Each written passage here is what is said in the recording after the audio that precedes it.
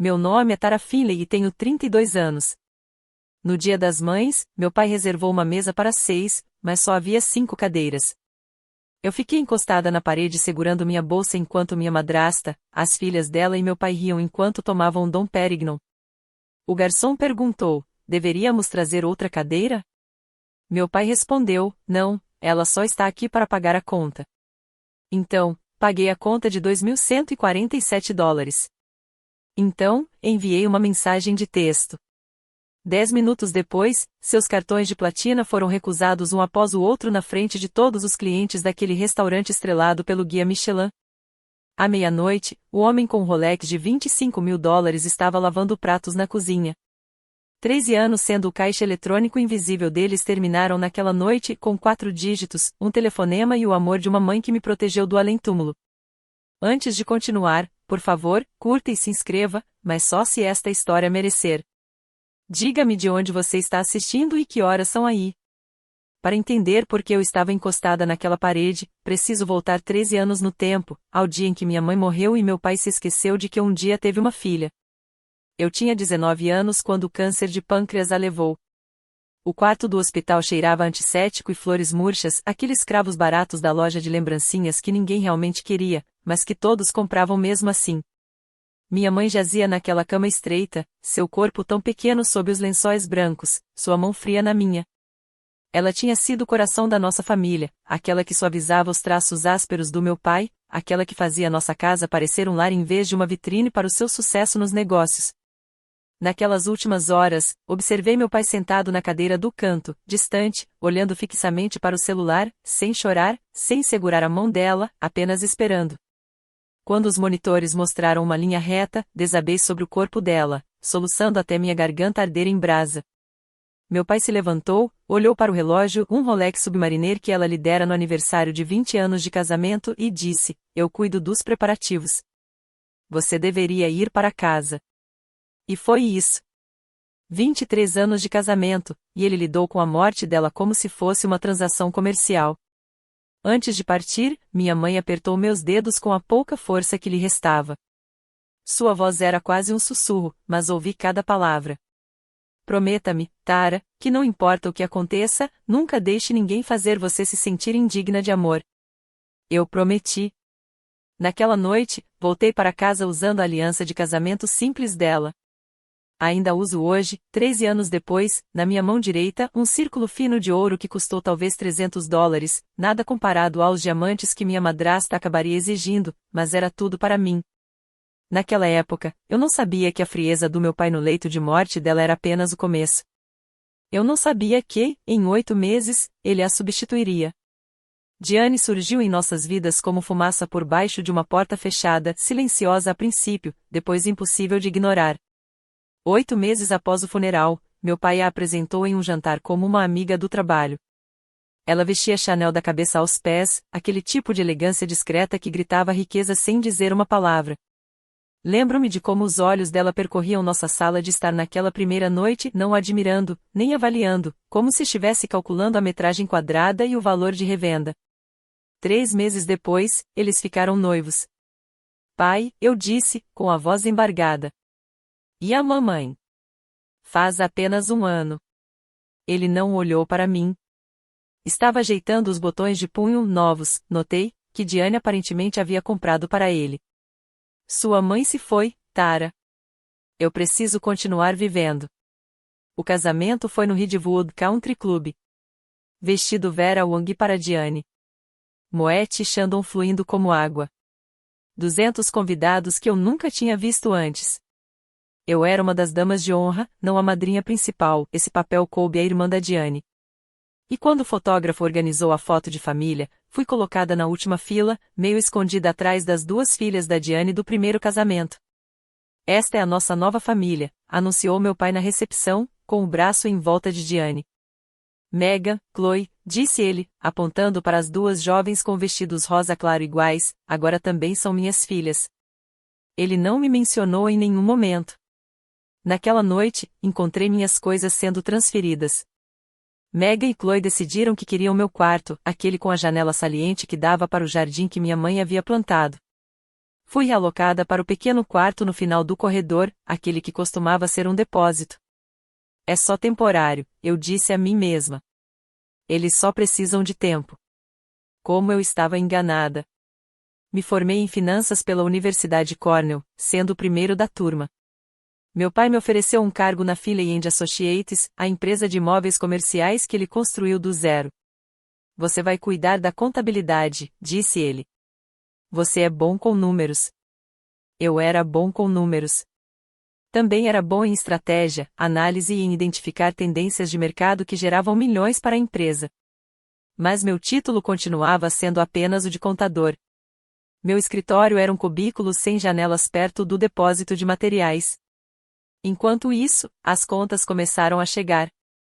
Primeiro, a mensalidade de Meg em uma escola de arte particular que ela nunca concluiria. Depois, a matrícula de Chloe em uma faculdade de artes liberais de pequeno porte, onde ela passaria 7 anos sem se formar. Depois vieram as idas às compras, os fins de semana no spa, as férias em família em Aspen e St. Barts para as quais eu nunca era convidada, mas sempre me pediam para financiar. Você é a responsável pelas finanças, dizia Diane docemente, deslizando uma fatura pela mesa. Você entende dessas coisas? Uma fatura de uma bolsa Hermes Birkin, $12.000. Olhei para meu pai. Ele estava lendo o Wall Street Journal, fingindo não ouvir.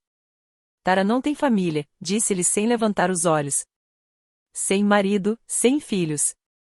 É assim que ela contribui. Eu processei o pagamento. Processei todos eles. Ao completar 30 anos, eu já havia desviado quase $400.000 para o estilo de vida da minha família adotiva. Minha própria poupança mal dava para pagar 6 meses de aluguel do meu pequeno apartamento. Todo mês eu contava a mim mesma a mesma mentira: se eu doar só um pouquinho mais, eles finalmente vão me notar. Mas eles nunca me viram como família. Eu era só a conta da qual eles sacavam dinheiro. 2 semanas antes do Dia das Mães, meu pai me chamou ao seu escritório, a sala de canto, com escrivaninha de mogno e janelas do chão ao teto com vista para o centro da cidade. Eu tinha estado naquela sala talvez 3 vezes em 12 anos de trabalho. Sente-se, disse ele. Sobre a mesa havia uma pilha de documentos. Uma caneta Montblanc estava ao lado, com a tampa já removida. Preciso que você assine estes documentos. Peguei a primeira página. Meu coração parou. Transferência de direitos de copropriedade. Número da conta conjunta de 4.471 a 8.832. Essa era a conta que minha mãe havia aberto antes de falecer, aquela da qual ela me tornou cotitular quando completei 18 anos, a que continha o que restava de sua herança pessoal, dinheiro de seus pais que ela mantinha separado dos negócios do meu pai. Isso transfere a minha propriedade para você, eu disse lentamente. Isso simplifica as coisas, disse-lhe com voz casual, ensaiada. A estrutura da conta está desatualizada e complica o pagamento dos impostos trimestrais. Folheei as páginas. Em meio ao jargão jurídico, estava exatamente o que eu suspeitava: o controle total da conta e seu saldo de $1,22 milhão seriam transferidos exclusivamente para Richard Finley após minha assinatura. Pai, larguei os documentos. Preciso consultar o advogado da mamãe antes de assinar qualquer coisa relacionada ao espólio dela. Seu maxilar se contraiu. Harold Brennan? Aquele velho está praticamente senil. Ele foi advogado da minha mãe por 20 anos. Gostaria de ouvir a opinião dele. Atrás do meu pai, na porta, vislumbrei Diane. Ela nos observava, de braços cruzados, com um pequeno sorriso frio nos lábios. Richard inclinou-se para a frente. Você vai se arrepender disso, Tara. Estou lhe dando uma chance de continuar fazendo parte desta família. Eu me levantei. Pai, eu faço parte desta família. É por isso que quero ter certeza de que entendi o que estou assinando. Deixei os documentos sem assinar sobre a mesa dele. Suas últimas palavras me acompanharam até a saída: você vai se arrepender dessa decisão. A retaliação começou em poucos dias. Tudo começou com pequenas coisas, um e-mail perdido aqui, uma exclusão acidental ali. Mas, no aniversário de Diane, na semana seguinte, o padrão já era inconfundível. Cheguei a casa às 7 horas, o mesmo horário em que sempre nos reuníamos para os jantares em família. A entrada da garagem estava cheia de carros. Pela janela da sala de jantar, pude vê-los todos sentados ao redor da mesa, rindo, velas acesas, um bolo de 3 andares da Magnolia Bakery brilhando no centro, o bolo que eu havia encomendado, o bolo que eu havia pago. Toquei a campainha. Mega atendeu, com uma taça de champanhe na mão. Suas sobrancelhas se ergueram em uma expressão teatral de surpresa. Ah, Tara, você veio. É o jantar de aniversário da Diane. Estou sempre aqui. Você é mesmo? Ela tomou um gole. Que estranho. Não me lembro de ter visto seu nome no grupo de bate-papo. Peguei meu celular. A conversa em família, aquela que usávamos há 3 anos, mostrava minha última mensagem, de 6 semanas atrás. Rolei a tela para cima. A conversa continuou depois disso. Planejamento de aniversário, sugestões de restaurantes, preferências de bolo, ideias de presentes, tudo sem mim, porque eu havia sido removida. Na mesa, Diane estava abrindo os presentes. Ela não levantou os olhos quando entrei. Meu pai também não. Chloe me lançou um olhar de relance e voltou a atenção para o celular, com um sorriso irônico. Ah, querida, disse Diane, com a voz carregada de falsa ternura ao finalmente me notar. Já terminamos o jantar, mas talvez tenha sobrado alguma coisa na cozinha. Meu pai pegou outra fatia de bolo, o bolo que meu dinheiro havia comprado. Da próxima vez, disse ele, ainda sem me olhar nos olhos, olhe seu celular com mais atenção. Eu estava parada na porta da casa onde passei minha infância, sem ter sido convidada para uma festa que eu mesma havia pago. E não disse nada, porque naquela época eu ainda acreditava que o silêncio me traria amor. A humilhação em casa era dolorosa. A humilhação no trabalho era cirúrgica. A Philly & Associates estava se reunindo com a Harrison Capital, um importante grupo de investimentos que considerava uma parceria de 50 milhões de dólares. Eu havia passado 3 semanas preparando a análise financeira, projeções, avaliações de risco, detalhamentos trimestrais. Cada número foi verificado 3 vezes. A sala de conferências era toda de vidro e madeira de nogueira, com vista para a cidade. 6 executivos da Harrison estavam sentados de um lado. Meu pai estava sentado na cabeceira. Eu estava em pé diante da tela de apresentação, pronto para explicar meu trabalho a eles. Bom dia, comecei. Vou apresentar nosso relatório financeiro. A Tara apenas compila os dados, interrompeu meu pai, levantando-se da cadeira. Eu explico as partes importantes. A equipe Harrison se remexeu desconfortavelmente. Uma delas, uma mulher mais ou menos da minha idade, cruzou meu olhar com o meu, um olhar que reconheci, pena. Durante os 40 minutos seguintes, fiquei encostado na parede enquanto meu pai apresentava meu trabalho como se fosse dele. Ele se atrapalhava com números que eu conseguia recitar de cor. Pronunciava mal termos que eu havia definido no apêndice. Mas, durante todo o tempo, ele sorria, charmoso e confiante, porque confiança era tudo o que ele sempre precisará. Depois, enquanto os executivos da Harrison saíam, meu pai deu um tapinha no ombro da Megan. Ela estava estagiando havia 2 meses, o que significava chegar atrasada, almoçar demoradamente e postar stories no Instagram da sua mesa. Megan será nossa nova diretora de comunicação, anunciou ele. Ela tem um verdadeiro potencial de liderança. A mulher Harrison olhou para trás, para mim, mais uma vez antes de desaparecer no elevador. Reuni meu material de apresentação em silêncio. Tara, disse meu pai quando passei por ele. Essas projeções foram adequadas. Continue assim. Adequado. 3 semanas de trabalho. Adequado. Não respondi. Simplesmente voltei para meu cubículo sem janelas e fechei a porta. Diane atacou novamente no jantar de domingo. Estávamos na sala de jantar formal, aquela que minha mãe havia decorado, embora todo vestígio de seu bom gosto tivesse desaparecido há muito tempo. Diane havia substituído os amarelos quentes por cinzas frios, as fotos de família por arte abstrata que custava mais do que meu bônus anual. A mesa estava posta com cristais Waterford. Estávamos comendo carne vagil que custava $80 a porção, e Diane falava como sempre fazia, como se estivesse simplesmente pensando em voz alta. Richard, querido, andei lendo sobre planejamento sucessório. Ela cortou um pedaço delicado de bife. Realmente precisamos atualizar seu testamento. Garanta que Megan e Chloe estejam devidamente amparadas. Meu garfo parou no ar. Elas não estão ficando mais jovens, continuou ela. E sejamos honestas, elas não têm as vantagens da Tara. Minha vantagem era que eu realmente trabalhava. Richard assentiu com a cabeça, dando um gole em seu bordô de $500. Deveríamos discutir isso com os advogados. E as ações que a mamãe me deixou? As palavras saíram da minha boca antes que eu pudesse impedi-las. A mesa ficou em silêncio. O sorriso de Diane não vacilou, mas seu olhar se tornou mais penetrante. Essas ações? Sim. Bom, isso é realmente um assunto de família, não é? E você? Ela deixou a pausa no ar bem. Tecnicamente você é da família, claro. Do primeiro casamento. Richard pigarreou. A distribuição das ações foi complicada pelos arranjos da sua mãe. Talvez precisemos reestruturar. Reestruturar para o bem da empresa.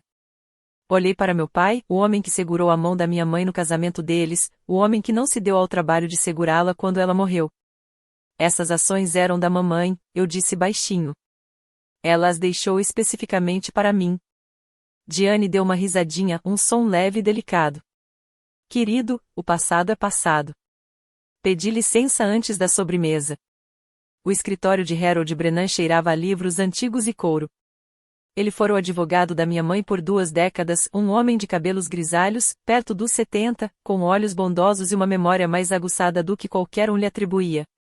Seu escritório era pequeno, tradicional, situado em um prédio de tijolos aparentes que antecedeu os arranha-céus de vidro do centro da cidade. Tara.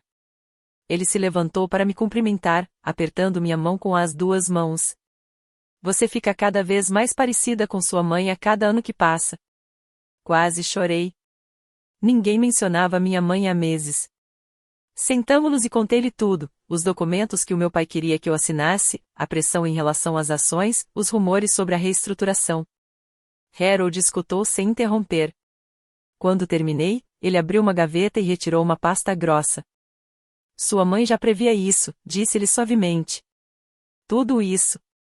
Ele espalhou os documentos sobre a mesa, o testamento dela, o contrato de fideicomisso e, o mais importante, o contrato de conta conjunta número de 4.471 a 8.832. Você é o cotitular legal desta conta, explicou ele. Não um beneficiário, mas sim um cotitular. Sua mãe o adicionou quando você completou 18 anos, com os mesmos direitos que ela. Direitos iguais, incluindo a cláusula de bloqueio para cotitulares. Ele apontou para uma cláusula destacada em amarelo. Qualquer um dos titulares pode bloquear a conta imediatamente se suspeitar de atividade não autorizada ou desejar proteger os ativos.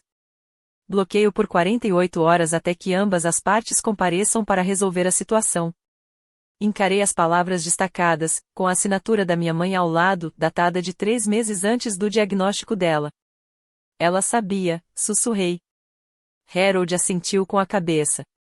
Ela me disse uma vez, Richard muda quando não consegue o que quer. Preciso garantir que Tara tenha proteção. Meus olhos ardiam. Mesmo morrendo, ela lutou por mim. Senhor Brennan, eu disse, ainda não estou pronto para usar isso, mas preciso saber que posso. Quando você estiver pronta, Tara, eu estarei aqui. 3 dias antes do Dia das Mães, meu pai ligou. Eu estava na minha mesa, ainda sem janelas, ainda perto do armário de suprimentos, quando o nome dele apareceu na tela do meu celular. Ele nunca me ligava diretamente. Tudo passava pela assistente dele ou, cada vez mais, pela Diane. Tara, disse-lhe com uma voz calorosa, calorosa demais. Tenho pensado em você. Não disse nada. Apenas esperei. O Dia das Mães está chegando. Diane sugeriu, e eu concordo, que seria bom reunir toda a família. Um jantar especial. Toda a família. Palavras que eu não ouvia usar sobre mim há anos. Fiz reservas no The Sterling, continuou ele. Sabe qual é o lugar? Aquele com a estrela Michelin. Eu sabia. O Sterling era o restaurante mais exclusivo da cidade, lista de espera de 3 meses, entradas a $200, o tipo de lugar onde meu pai gostava de ser visto. Significaria muito para Diane se você viesse, disse ele. E para mim também. Algo no meu peito, aquela parte boba e esperançosa de mim que ainda desejava o amor do meu pai, despertou. Que horas? Às 7 horas, teremos uma mesa reservada. Nós 6. Nós 6, ele, Diane, Megan, Chloe e seus respectivos parceiros. Talvez eu esteja lá, eu disse. Maravilha. Uma pausa. Ah, e Tara, não se preocupe com os custos. Eu cuido de tudo. Ele desligou. Sentei-me no meu pequeno escritório, encarando o celular, tentando me lembrar da última vez que meu pai se ofereceu para pagar por algo que me incluísse. A resposta foi: nunca. Algo estava errado. Algo estava sendo planejado. Mas aquela recha de esperança no meu peito persistia. Talvez, pensei, essa fosse a maneira dele de se desculpar. Talvez esse jantar fosse um novo começo. Eu fui um completo tolo. Na noite do Dia das Mães, fiquei parada em frente ao meu armário por 20 minutos. Meu apartamento era pequeno, um apartamento de um quarto em um prédio modesto, nada parecido com a casa espaçosa em que cresci. Mas era meu, pago com meu próprio dinheiro, não com o deles.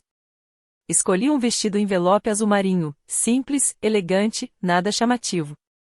Não queria parecer que estava tentando competir com o guarda-roupa de grife da Diane ou com a estética de influenciadora da Megan. Eu só queria parecer eu mesma. Sobre a minha comoda havia um porta-joias. Abri-o e tirei o anel de casamento da minha mãe. Coloquei-o no dedo, sentindo seu peso familiar. Ela usará todos os dias do seu casamento, 23 anos de amor e desilusão comprimidos numa fina faixa de ouro.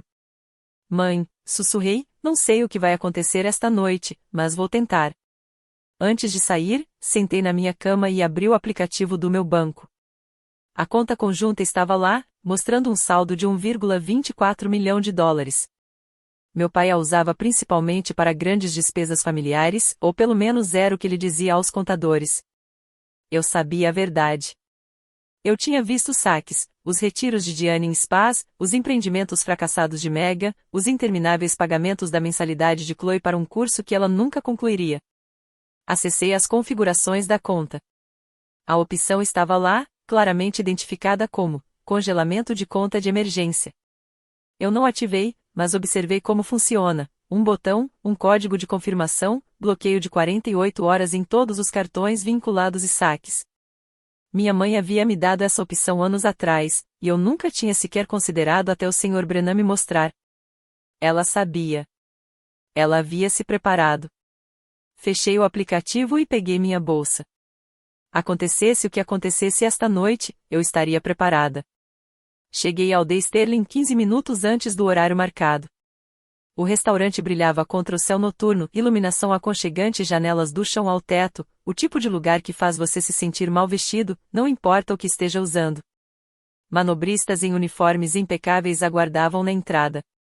Um porteiro de terno cinza escuro segurava a porta para os hóspedes que pareciam nunca ter se preocupado com uma conta na vida. Estacionei meu Honda Civic, prático, quitado, invisível entre os Mercedes e BMWs e sentei no banco do motorista. Algo me dizia para não entrar ainda. Peguei meu telefone e disquei Harold Brennan. Ele atendeu no segundo toque. Tara. Senhor Brennan, desculpe ligar tão tarde. Estou prestes a jantar com meu pai e a família dele. Não sei o que vai acontecer, mas fiz uma pausa, organizando meus pensamentos. Se eu lhe enviar um código por mensagem 11234, preciso que o senhor envie imediatamente o pedido de bloqueio ao banco. O senhor tem o formulário de autorização que assinei. Está tudo aqui comigo, disse-lhe calmamente. Está tudo preparado.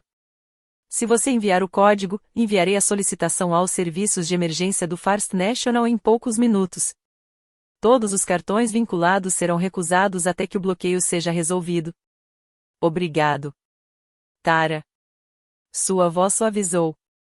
Sua mãe teria orgulho de você não por usar o congelamento, mas por saber o seu valor o suficiente para se preparar para essa possibilidade. Senti um nó na garganta. Espero não precisar disso. Eu também. Mas se você quiser, estou aqui. Encerrei a chamada, guardei o celular na bolsa e saí do carro. O manobrista pegou minhas chaves com um aceno educado. O porteiro me cumprimentou pelo nome, eles deviam ter sido informados sobre a reserva. Respirei fundo e caminhei em direção ao que quer que estivesse me esperando. A anfitriã me conduziu pelo restaurante como se eu fosse um guia em um museu, toalhas de mesa brancas, taças de cristal refletindo a luz de velas, conversas sussurradas e o suave tilintar de talheres caros. Tudo no The Sterling exalava exclusividade. A família Finlay, disse ela, apontando para uma mesa redonda perto da janela. Sua família já está sentada. Eu os vi antes mesmo de contar as cadeiras. Meu pai na cabeceira da mesa, seu Rolex refletindo a luz enquanto ele erguia uma taça de champanhe.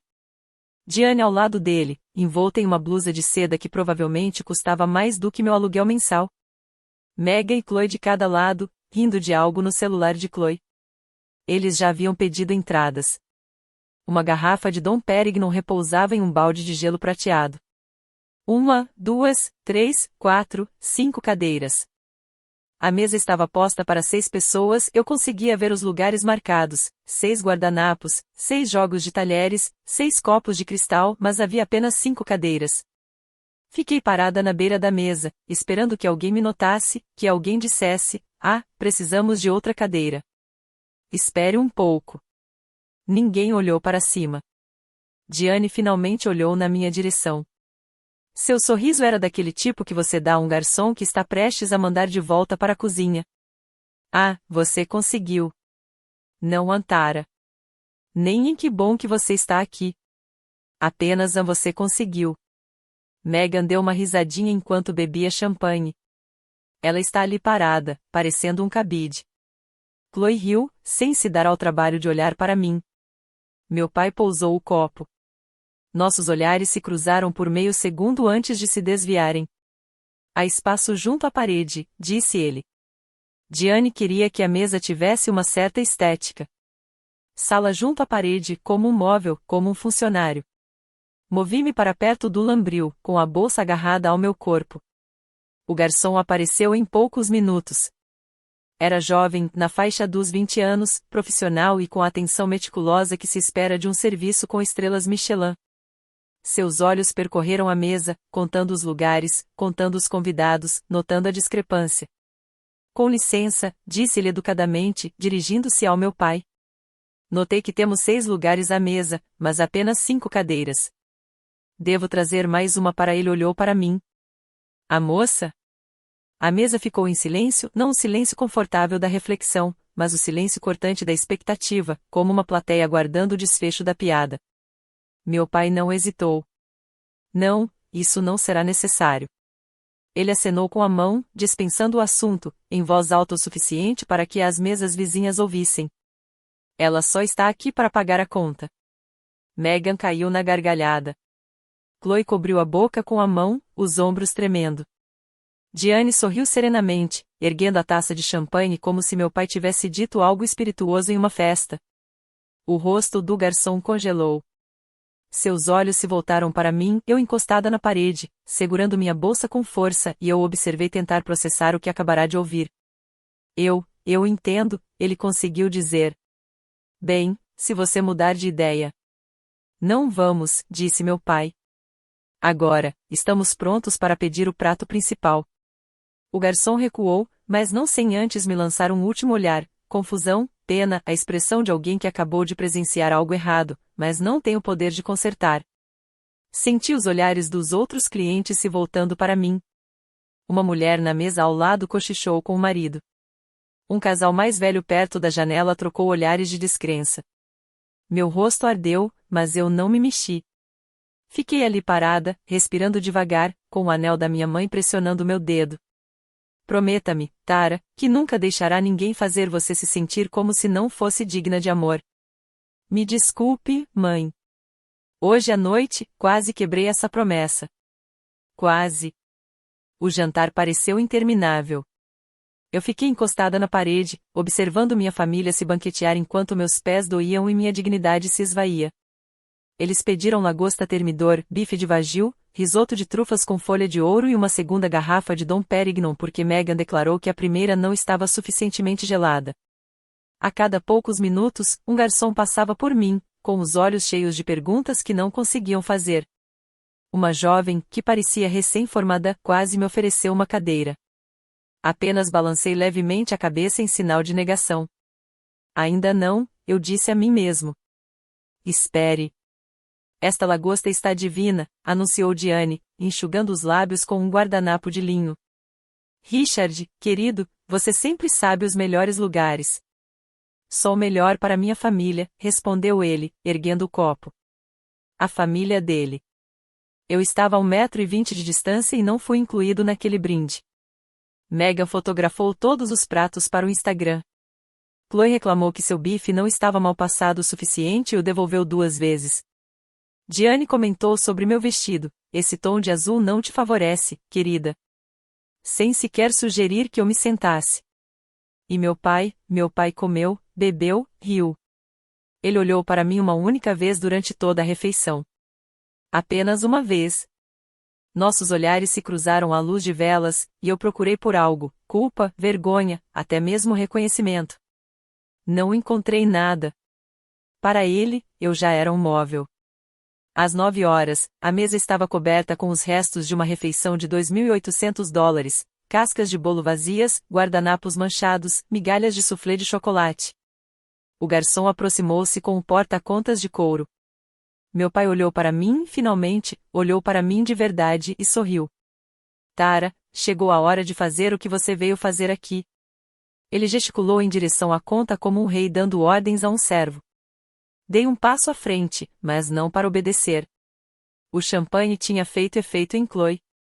Suas bochechas estavam coradas, sua fala um pouco arrastada, e ela havia perdido o filtro cuidadoso que sua mãe lhe ensinara. O álcool tem o poder de revelar verdades que a sobriedade mantém ocultas. Isso é muito melhor do que o plano original da mamãe, Chloe riu, girando seu quarto, ou seria quinto? Copo. Diane virou a cabeça bruscamente na direção da filha. Chloe? O quê? Só estou dizendo. Chloe acenou com a mão. Lembra que você disse que depois que a Tara assinasse os papéis, nós íamos? Chloe.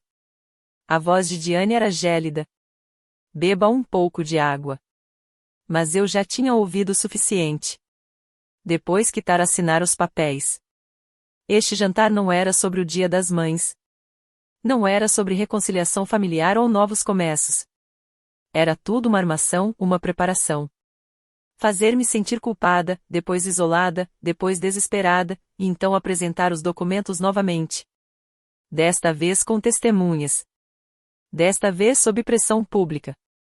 Olhei para meu pai. Ele estava estudando o garfo de sobremesa com um fascínio repentino, recusando-se a encontrar meu olhar. Richard, disse Diane com suavidade, recuperando a compostura. Talvez seja a hora do presente que conversamos. Meu pai pigarreou. Ele enfiou a mão no bolso do paletó. Eu já sabia o que ia acontecer antes mesmo de ver, os documentos, os mesmos do escritório dele, 2 semanas atrás. Transferência de direitos de copropriedade. Ele queria que eu assinasse os documentos ali mesmo, agora, em público, onde eu não pudesse causar escândalo, consultar um advogado, fazer nada além de sorrir e concordar. Eles haviam planejado isso desde o início. As 5 cadeiras não eram apenas crueldade. Eram estratégia, me colocar de pé como um funcionário, me humilhar até que eu me submetesse e, em seguida, me entregar uma caneta. Olhei para os documentos na mão do meu pai. Olhei para o sorriso triunfante de Diane. E algo dentro de mim ficou muito, muito quieto. Meu pai se levantou, documentos em mãos, e se aproximou de mim. O gesto foi quase cerimonial, como um rei concedendo um presente a um nobre de posição inferior, magnânimo e condescendente ao mesmo tempo. Tara, disse ele, em voz alta o suficiente para que as mesas próximas ouvissem. Tenho um presente de Dia das Mães para você. A ironia não me passou despercebida, Dia das Mães, e ele estava me pedindo para assinar a transferência de tudo que minha mãe de verdade havia me deixado. Ele colocou os documentos em minhas mãos. Em seguida, veio a caneta Mont Blanc. Assinem estes documentos, disse ele, sorrindo. E tudo ficará mais simples. Vocês não precisarão mais se preocupar com trâmites financeiros complicados. Diane e eu cuidaremos de tudo. Encarei os papéis, as mesmas cláusulas que eu havia memorizado, a mesma armadilha que eu havia recusado 2 semanas atrás. Pai, eu disse baixinho. Nós já conversamos sobre isso. Isso foi antes, o sorriso dele se tornou mais tenso. Antes de você complicar as coisas.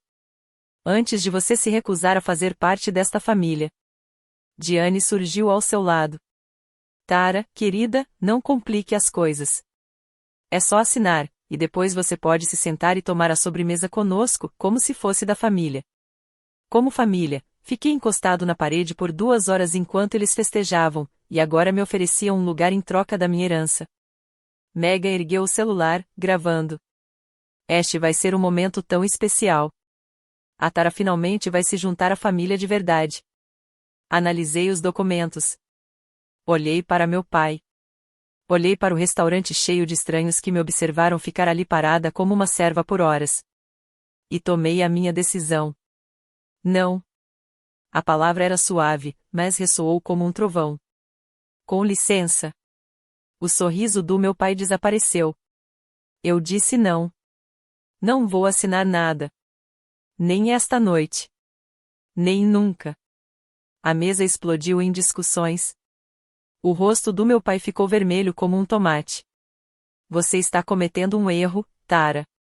Sua voz baixou para um sussurro. Um erro muito sério. Se você não assinar, está fora da empresa, fora desta família, fora de tudo. Diane deu um passo à frente, sua compostura se quebrando. Você não tem nada. Você não é ninguém. Uma simples contadora mexendo em papéis num armário. Sem nós, você é. Sem você, eu disse calmamente, sou exatamente o que era antes, seu caixa eletrônico. Megan abaixou o celular. Chloe parou de rir. Até mesmo os clientes das mesas próximas ficaram em silêncio, observando o desenrolar da cena. Seu ingrato, meu pai começou. Eu pago a conta. As palavras o interromperam no meio da frase. O que? A conta. Acenei com a cabeça em direção à pasta de couro sobre a mesa. Era isso que você queria, não é? É por isso que estou aqui, para pagar. Meu pai piscou por um instante, confuso. Então se recompôs, assumindo o controle da situação. Sim, tudo bem. Pelo menos você consegue fazer isso. Diane suavizou a expressão, tentando recuperar um ar de civilidade. Viu? Era só isso que queríamos saber. Tara, você é sempre tão dramática. Fui até a mesa e peguei a conta. $2.847, lagosta, wagyu, champanhe, trufa, folha de ouro. Uma refeição da qual eu não havia provado nem uma única mordida. Olhei para meu pai uma última vez. Você disse ao garçom que eu só estava aqui para pagar a conta, falei baixinho. Você tinha razão. É exatamente para isso que estou aqui. Virei-me e caminhei em direção ao caixa. Atrás de mim, ouvi Diane sussurrar vitoriosamente para meu pai, viu? Ela sabe qual é o seu lugar. Não. Eles estavam errados. Eu não estava aceitando meu lugar. Eu estava escolhendo meu momento. E quando cheguei ao caixa, quando peguei meu cartão, finalmente entendi para o que minha mãe estava me preparando. Se você já foi tratado como uma carteira por pessoas que deveriam te amar não como pessoa, mas como fonte de renda, deixe um coração nos comentários. Quero saber que não estou sozinho. E se você quiser descobrir o que aconteceu depois que passei o cartão e gastei $2.847, continue lendo, porque este jantar estava apenas começando. Deixe-me levá-lo de volta 2 semanas no tempo.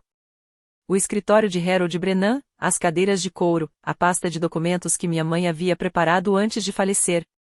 Sentei-me à sua frente, com as mãos tremendo levemente enquanto ele explicava o que minha mãe havia feito, o que ela havia previsto, do que ela havia me protegido. Esta conta, disse Harold, apontando para o contrato de conta conjunta, foi aberta com uma cláusula específica. Sua mãe insistiu nisso quando o adicionou como cotitular. A cláusula de congelamento. Exatamente. Ele assentiu. De acordo com a seção 7 do contrato, qualquer um dos coproprietários pode solicitar um bloqueio emergencial imediato. Não é necessário aviso prévio. O banco bloqueia todos os cartões vinculados e o acesso em questão de minutos. Por que ela faria isso? Harold olhou para mim com aqueles olhos bondosos e perspicazes. Porque ela conhecia seu pai. Ela o amava à sua maneira, mas não confiava nele para o seu futuro. Pensei na minha mãe naquele leito de hospital, fraca, morrendo, mas ainda lutando, não contra o câncer, mas por mim. Ela me disse uma vez, continuou Harold, Richard ficará bem enquanto conseguir o que quer. Mas no momento em que não conseguir, no momento em que alguém se colocar em seu caminho, ele se tornará um homem diferente. Senti um nó na garganta. Ela viu, Tara. Ela viu no que ele se tornaria e garantiu que você teria proteção quando esse dia chegasse. Naquele dia, saí do escritório dele com o aplicativo instalado no meu celular. O formulário de autorização de bloqueio assinado, um código combinado entre nós, 1234. Simples. Impossível de rastrear. Devastador. Eu não tinha planejado usá-lo. Eu esperava, desesperadamente, ingenuamente, que isso nunca acontecesse. Mas minha mãe sabia mais. Ela sempre soube mais. A ligação telefônica no meu carro não foi paranoia. Foi preparação. Quando liguei para Harold antes de entrar no Sterling, não tinha certeza se precisaria dele. Uma parte de mim ainda acreditava que meu pai poderia me surpreender, puxar uma cadeira, me tratar como uma filha em vez de uma linha de crédito. Mas a chamada estava pronta. A autorização estava ativa. Tudo o que eu precisava fazer era enviar 4 dígitos, e o serviço de emergência do banco receberia a solicitação de Harold em poucos minutos. O bloqueio afetaria todos os cartões vinculados àquela conta conjunta. Todos eles. Ao longo dos anos, meu pai canalizou a maior parte de seus gastos pessoais por meio dessa conta, mais fácil para fins fiscais.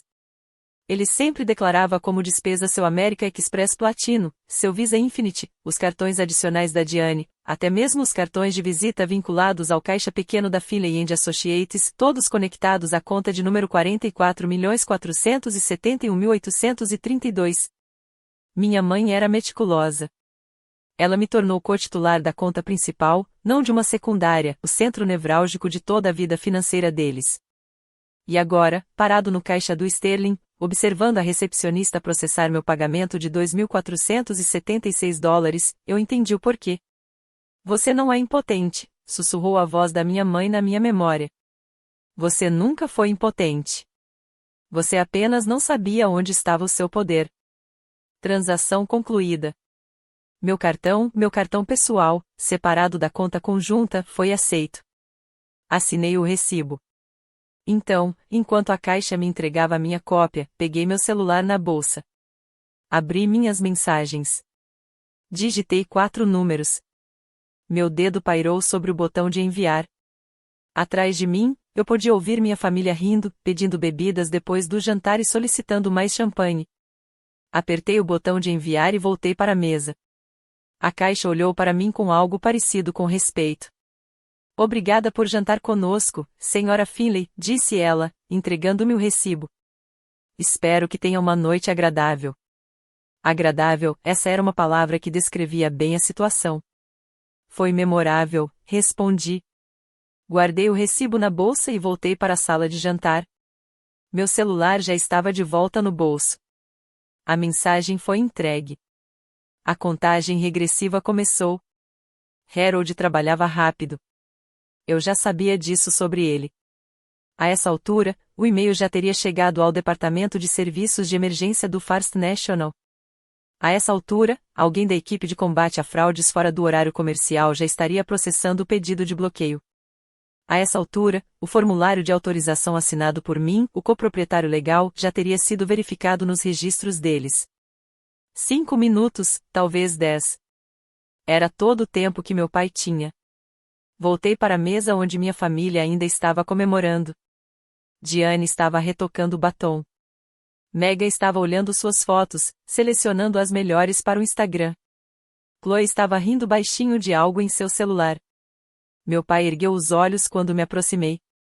Tudo pronto? Perguntou, com um tom de arrogância quase palpável na voz. Tudo pronto. Boa menina. Ele se virou para Diane. Agora, sobre aquele champanhe.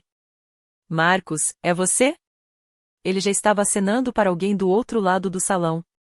Era Marcus Webb, o gerente geral, que estava circulando entre as mesas VIP. Marcos aproximou-se com a graça serena de um homem que já tinha visto de tudo e não se surpreendia com nada. Senhor Finlay, disse ele. Espero que tudo tenha sido do seu agrado esta noite. Excelente como sempre, disse meu pai. Na verdade, gostaríamos de levar outra garrafa de Dom Perignon para casa. Marcos assentiu com a cabeça. Claro. Vou mandar trazer. Ele olhou para mim, que estava de pé novamente junto à parede, e algo brilhou em seus olhos, reconhecimento, compreensão. Nós nos conhecíamos há muito tempo, Marcos e eu, desde antes da morte da minha mãe. Retomei minha posição junto à parede e esperei. O restaurante fervilhava ao meu redor, conversas suaves, tilintar de taças, a eficiência silenciosa dos garçons circulando entre as mesas. Tudo estava normal. Havia paz dentro do meu peito. Meu coração disparou. 5 minutos. Era o que Harold havia estimado, 5 minutos desde o momento em que o e-mail chegava ao banco até o momento em que o bloqueio seria ativado. Todos os cartões vinculados. Todo o acesso perdido. Meu pai fez um sinal para o garçom. E traga uma garrafa de moete para a viagem. Estamos comemorando. Claro, senhor. É o mesmo cartão da reserva? Sim, sim. Ele acenou com a mão, dispensando o gesto, e levou a mão ao bolso do paletó para pegar a carteira. Diane se inclinou para ele, sussurrando algo que o fez sorrir. Mega ainda estava editando fotos. Chloe estava mandando mensagens para alguém, seus polegares deslizando rapidamente pela tela. Nenhum deles me notou. Nenhum deles jamais notou. Observei o garçom desaparecer em direção ao bar. Vi meu pai rir de algo que Diane disse. Observei minhas irmãs postiças viverem em sua bolha de privilégios e mesquinharias. E eu fiz a contagem regressiva. 2 minutos. 1 minuto. O garçom voltou com o champanhe, 2 garrafas embrulhadas em papel de seda, acondicionadas como uma carga preciosa. O total é de $847, disse ele, cordialmente. Será pago no mesmo cartão, Sr. Finlay? Meu pai me entregou seu cartão American Express Platinum sem olhar, ainda conversando com Diane, ainda sem prestar atenção. O garçom levou o bilhete até o terminal portátil no posto lateral. Prendi a respiração. O garçom franziu a testa. Tentou novamente. Sua expressão de desagradou ainda mais. Ele aproximou-se da mesa com a expressão cautelosa de alguém prestes a dar más notícias. Senhor Finlay, disse ele hesitante. Sinto muito, mas seu cartão foi recusado. As risadas cessaram e tudo começou a desmoronar. O sorriso do meu pai congelou. Recusou? Ele riu, um som desconfortável e forçado. Isso é impossível. Tente novamente. O garçom hesitou. Tentei 2 vezes, senhor. A máquina mostra a transação não autorizada ao ponto. Então há algo errado com a sua máquina. Meu pai pegou o cartão de volta, examinando-o como se pudesse revelar o problema. Este é um American Express Platinum. O limite é de $50.000. Tente outro terminal. O garçom assentiu com a cabeça e se retirou, cartão na mão, o profissionalismo mascarando seu desconforto. Diane inclinou-se para a frente. Richard, o que está acontecendo? Nada. Seu maxilar estava tenso. Apenas uma falha técnica. Essas coisas acontecem em restaurantes. Mas vi o primeiro lampejo de algo em seus olhos, não exatamente medo, ainda não. Confusão. O tipo de confusão que surge quando o mundo para de funcionar como você espera. Mega abaixou o celular, repentinamente interessada. O cartão do papai foi recusado. Que vergonha. Não é vergonhoso, respondeu ele secamente. Foi um erro. O garçom voltou. Sua expressão facial já dizia tudo antes mesmo de falar. Sinto muito, Sr. Finlay. Tentamos em outro terminal, mas o resultado foi o mesmo. O cartão foi recusado. Meu pai se levantou abruptamente, a cadeira arrastando no chão. Várias cabeças se viraram nas mesas próximas. Tudo bem, use este. Ele enfiou seu Visa Infinite na mão do garçom. Deve haver algum problema com a American Express hoje à noite. O garçom pegou o segundo cartão, foi até o terminal, passou o cartão, esperou e voltou. Senhor, este cartão também foi recusado. Meu pai perdeu a cor do rosto. Ele pegou a carteira e tirou todos os cartões que tinha Mastercard, um cartão corporativo, até mesmo um Discover que provavelmente não usava há anos. Experimente todas, exigiu ele.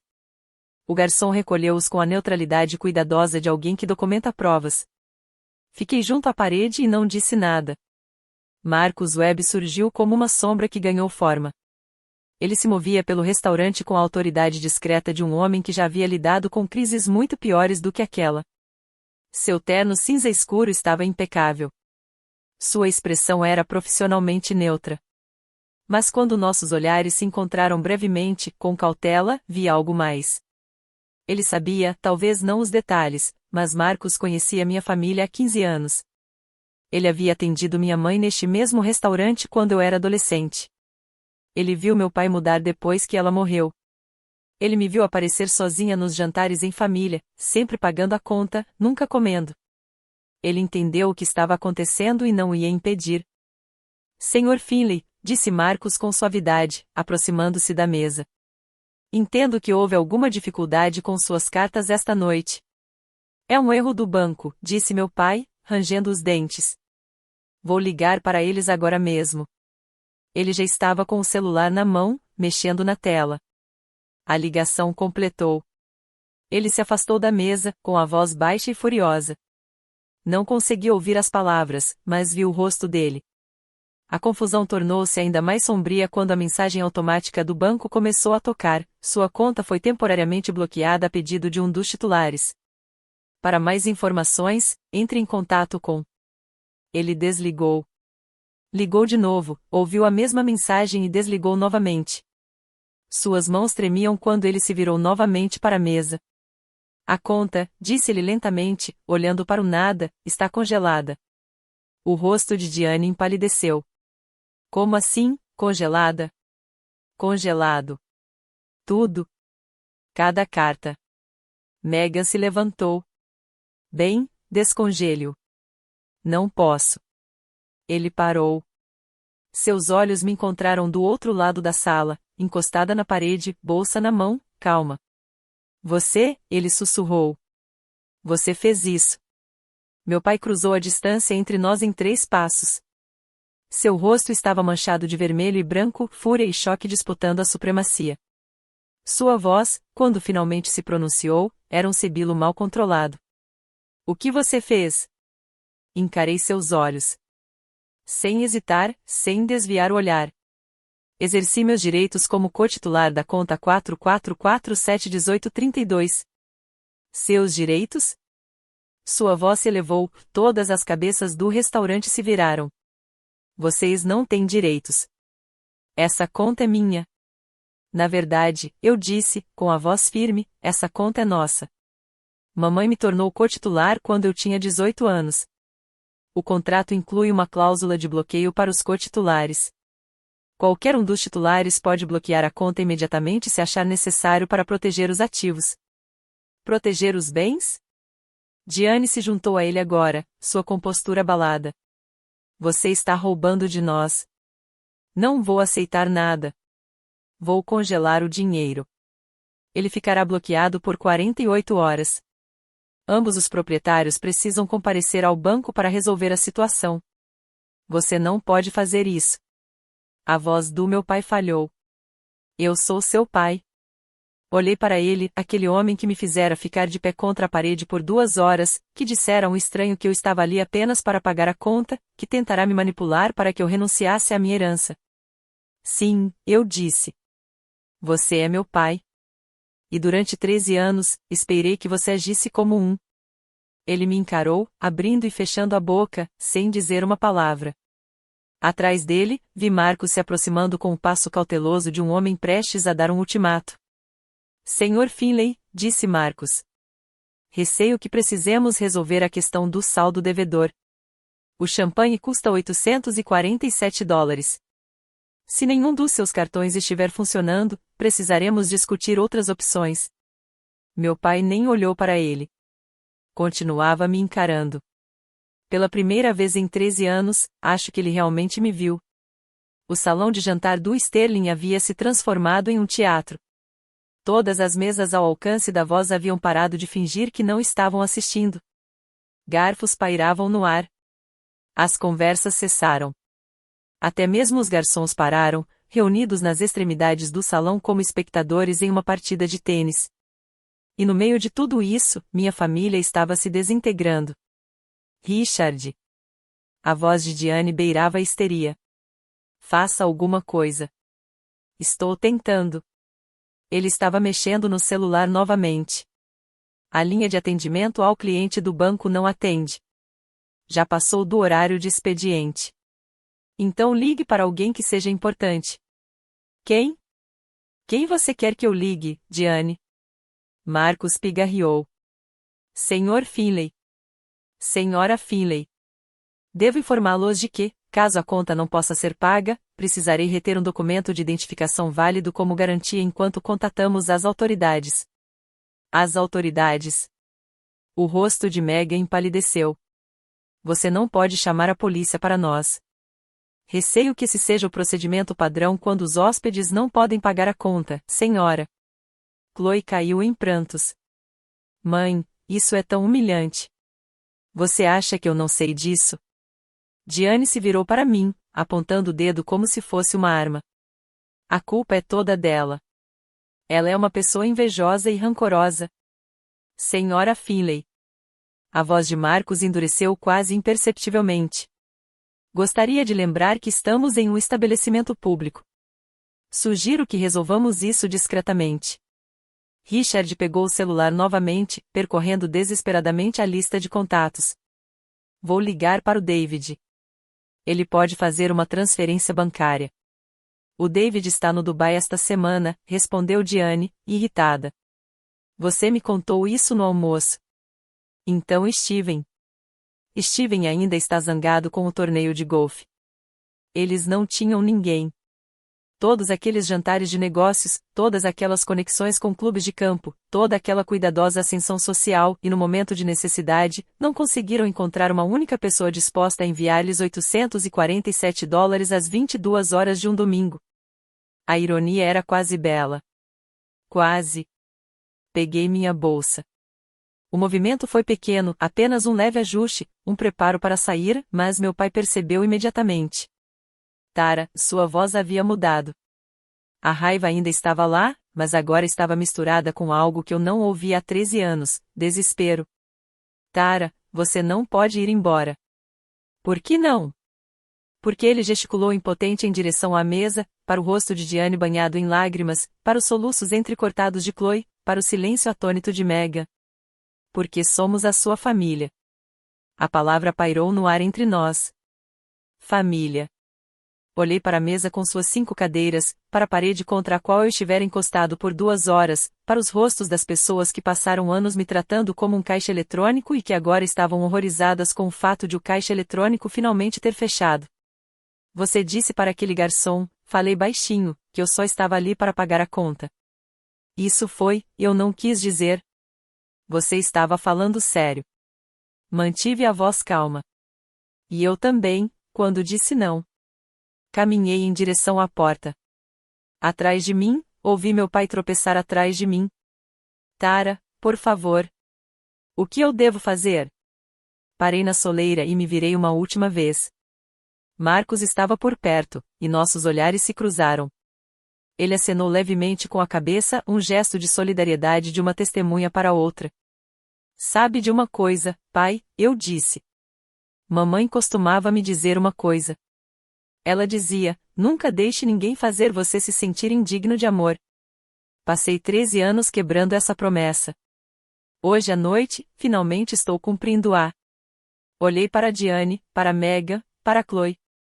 Eu não sou sua filha, eu disse. Sou filha da minha mãe. E saí caminhando para a noite. A última coisa que ouvi foi a voz do meu pai embargada, Marcos, por favor. Há algum lugar na cozinha em que possamos ajudar? Agora, alguns de vocês podem pensar que minha história termina aí, comigo caminhando pela noite e minha família enfrentando a humilhação sozinha. Mas o que aconteceu em seguida foi ainda mais satisfatório do que eu imaginava. Eu havia conquistado algo muito mais valioso, a certeza de que nunca mais ficaria encostada em uma parede esperando ser vista. Nunca mais. Meu telefone tocou às 8h17 da manhã seguinte. Eu estava sentada na minha cozinha com uma xícara de café, observando o sol nascer sobre a cidade. Quase não tinha dormido, mas me sentia mais descansada do que em anos. Richard Finlay, dizia a mensagem na tela. Deixei tocar 3 vezes antes de atender. Tara, disse-lhe com a voz exausta, nada parecida com o tom confiante e autoritário que eu tanto temia. Precisamos conversar sobre a conta. Bom dia para você também, pai. Este não é o momento para... Ele parou, respirou fundo. A empresa tem transações agendadas para esta semana. Folha de pagamento, pagamentos a fornecedores. Se a conta continuar bloqueada, não conseguiremos cumprir os contratos. Dei um gole no meu café. Isso parece sério. É sério. Tara, eu te peço, eu imploro, que descongele isso. A palavra implorar pairava no ar. Richard Finlay não implorava. Richard Finlay exigia, comandava e, ocasionalmente, era condescendente. Mas ele nunca implorou, até agora. Vou pensar nisso, eu disse calmamente. Mas primeiro, precisamos discutir algumas coisas. Que coisas? Primeiro, você nunca mais me pedirá para ceder meus direitos sobre qualquer conta ou ação. Nunca. Silêncio. Em segundo lugar, serei nomeado diretor financeiro com um salário que reflita meu trabalho real, não o valor simbólico que vocês me pagam para fazer o trabalho de 3 pessoas. Mais silêncio. Terceiro, chega de financiar o estilo de vida da Diane ou os fracassos das suas enteadas com o dinheiro da empresa. As despesas delas são de responsabilidade delas. Tara, você não pode simplesmente. Você tem 24 horas, eu disse. Depois disso, entrarei em contato com Harold Brennan para iniciar as negociações sobre a liquidação da minha participação de 51% na empresa. Ouviu inspirar profundamente. 51%? Você deveria ler o testamento da mamãe algum dia. Desliguei antes que ele pudesse responder. Então terminei meu café em paz. Ele retornou a ligação 6 horas depois. Tudo bem. Uma palavra só, mas eu conseguia sentir a derrota nela. Preciso de tudo por escrito, eu disse. O Sr. Brennan redigirá o contrato. Ambas as partes assinarão na presença de testemunhas. Tara. Essas são as minhas condições. Não são negociáveis. Uma longa pausa.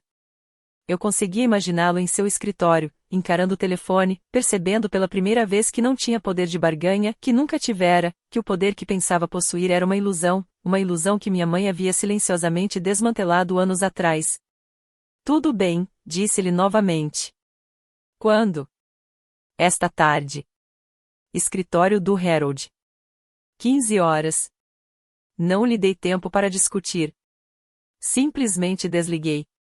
Às 3 horas da manhã, sentei-me em frente ao meu pai na sala de conferências com painéis de mogno de Harold Brennan. Os documentos já estavam preparados.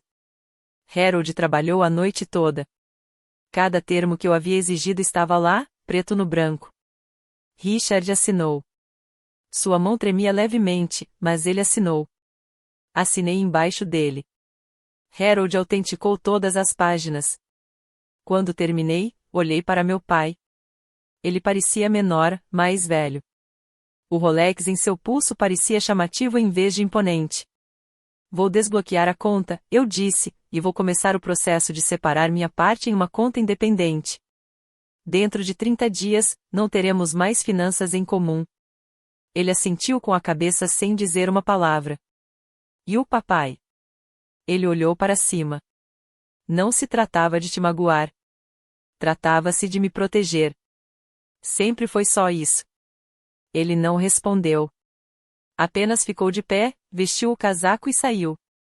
Depois que a porta se fechou, Harold se virou para mim. Sua mãe, Disse-lhe suavemente, ficaria tão orgulhosa. Toquei o anel de ouro no meu dedo.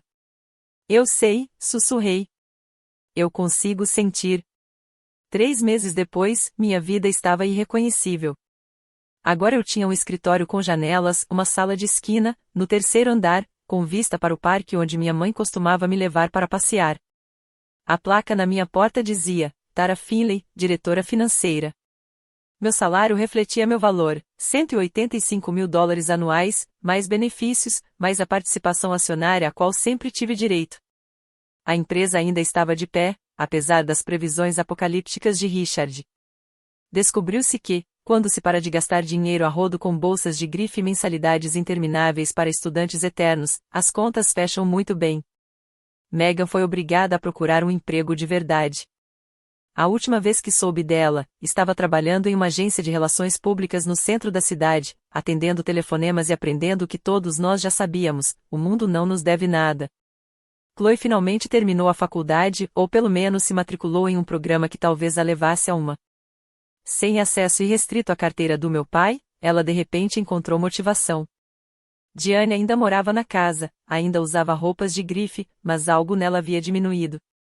Ela não dava mais festas extravagantes nem postava sobre sua vida privilegiada nas redes sociais. Quando havia em eventos familiares obrigatórios, jantares de feriado que meu pai insistia em realizar por questões de aparência, ela raramente falava. E meu pai? Agora tínhamos um relacionamento. Não o que eu sempre quis, não a conexão amorosa e de apoio com que eu sonhava quando criança, mas um relacionamento funcional. Profissional. Civilizado. Ele me chamava pelo meu nome em vez de me tratar como funcionária. Ele pedia minha opinião nas reuniões em vez de me ignorar. Ele nunca mais sugeriu que eu ficasse encostada na parede. Não era amor, mas era respeito. E depois de 13 anos de invisibilidade, o respeito pareceu um milagre. No dia das mães seguinte, eu não fui jantar com meu pai. Ele ligou, claro, e fez o convite de praxe. Algo sobre o Sterling, uma mesa para 6, desta vez com 6 cadeiras, garantiu-me. Recusei. Em vez disso, dirigi até o cemitério onde minha mãe foi enterrada. Era um lugar tranquilo, sombreado por carvalhos antigos, o tipo de recanto pacífico que ela teria escolhido para si mesma. Sua lápide era simples, granito cinza, seu nome e datas, e abaixo, as palavras que ela havia pedido para serem inscritas: amada mãe, para sempre lembrada. Ajoelhei-me na relva e coloquei rosas brancas contra a pedra, as suas favoritas. Ei, mãe! O vento sussurrava entre as folhas. Imaginei que fosse ela ouvir. Sinto muito por ter demorado tanto para entender. Durante todos esses anos, pensei que se eu me entregasse o suficiente, eles me amariam. Mas você sabia, não é? Você sabia que o amor não vem de se esvaziar para pessoas que te tratam como um objeto de conveniência. Passei os dedos sobre o nome dela. No ano passado, no Dia das Mães, eu estava encostada na parede de um restaurante enquanto meu pai dizia a um estranho que eu só estava ali para pagar a conta. Este ano, estou aqui com vocês e finalmente estou vivendo a minha própria vida. Um pássaro cantava em algum lugar entre as árvores. O sol da tarde aquecia meus ombros. Eu cumpri minha promessa, sussurrei. Quase a quebrei durante 13 anos. Quase a quebrei todos os dias. Mas eu a cumpri. Toquei no anel de ouro em meu dedo, aquele que ela usará por 23 anos. Nunca mais deixarei ninguém me fazer sentir que não sou digna de amor. Nunca. O vento pareceu responder. Fiquei até o pôr do sol. Não estou lhe contando essa história para que você aprenda a se vingar. A vingança nunca foi o objetivo. A questão é a seguinte: você tem o direito de se proteger, inclusive da família, principalmente da família. Durante 13 anos, acreditei que amar significava sacrifício. Que ser uma boa filha significava aceitar qualquer tratamento que me fosse dado. Que se eu me dedicasse o suficiente, suportasse o suficiente, sorrisse apesar da humilhação o suficiente, eventualmente eles reconheceriam meu valor. Mas o valor não é algo que os outros lhe concedem. É algo que você conquista por si mesmo. Quando me encostei naquela parede no Sterling, eu poderia ter ficado em silêncio. Eu poderia ter assinado aqueles papéis. Eu poderia ter continuado sendo a Tara quieta e submissa que nunca causava problemas. Mas minha mãe não me preparou para a obediência. Ela me preparou para a liberdade. Os documentos que ela me deixou, a conta conjunta, a cláusula de bloqueio, a estrutura de propriedade cuidadosamente definida de 51% de uma empresa que meu pai acreditava ser inteiramente dele, nada disso eram armas. Eram escudos. Proteção para o dia em que eu finalmente entendesse que merecia algo melhor. Talvez você esteja numa situação parecida com a minha. Talvez alguém na sua vida, um pai, um parceiro, um amigo, te trate como se você existisse apenas para servir às necessidades dessa pessoa.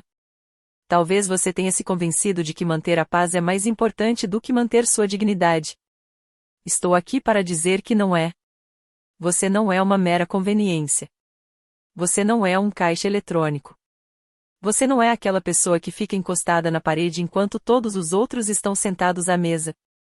Você merece uma cadeira. Você merece ser visto, E se as pessoas na sua vida não conseguem lhe oferecer isso, se não conseguem tratá-lo com o mínimo de respeito humano, então talvez seja a hora de parar de esperar que elas mudem. Talvez seja a hora de você mudar de posição. Esta noite, estou sentado no meu apartamento.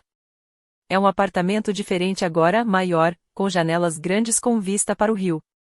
Comprei-o com meu próprio dinheiro, das minhas próprias contas, sem o nome de mais ninguém na escritura.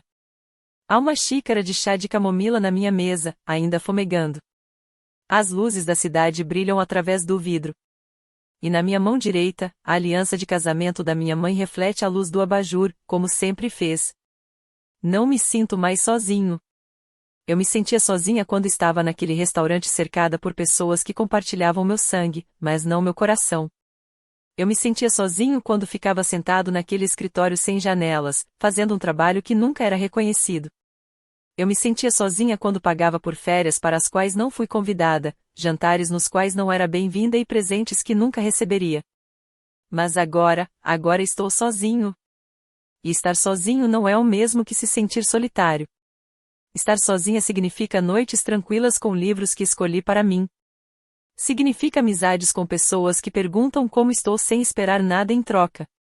Significa olhar no espelho e ver alguém que cumpriu a promessa feita à sua mãe e a si mesma. Essa é a minha história. Dia das Mães, 5 cadeiras. E o momento em que finalmente decidi me impor e ir embora. Obrigado por terem ficado comigo até o final. Se esta história te tocou de alguma forma, adoraria saber. Deixe um comentário me contando, você já precisou impor limites a alguém que deveria te amar incondicionalmente? O que aconteceu? Eu li todos os comentários, cada um deles.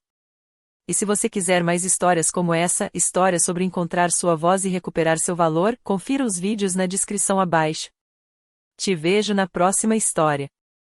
Até lá, lembre-se de quem você é e nunca fique encostado na parede.